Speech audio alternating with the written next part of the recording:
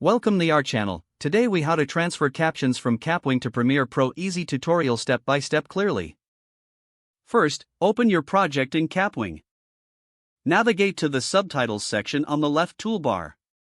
Here, you can either add subtitles manually or upload an SRT file.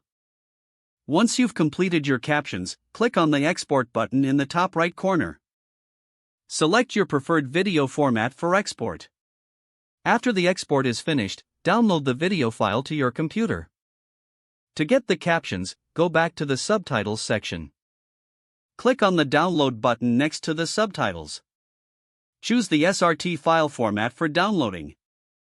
Once the SRT file is downloaded, open Adobe Premiere Pro. Import your video into Premiere Pro by dragging it into the timeline. Next, navigate to the window menu and select Captions. In the Captions panel, click on the New Caption Track button. Choose the caption format according to your needs. Click on the Import button within the Captions panel. Select the SRT file you previously downloaded from Kapwing. After the import is complete, the captions should appear on your timeline. Adjust the timing and formatting of the captions as needed to match your video.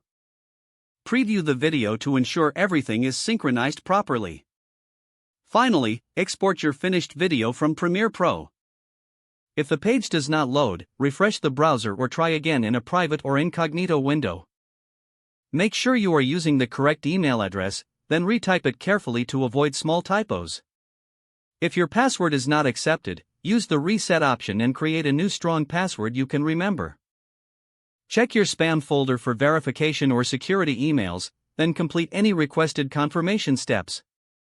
Enable two-factor authentication if available to improve account security and reduce unauthorized access risk.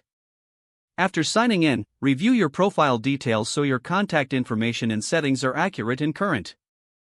If you see an error message, note it down and try again after restarting your device and internet connection.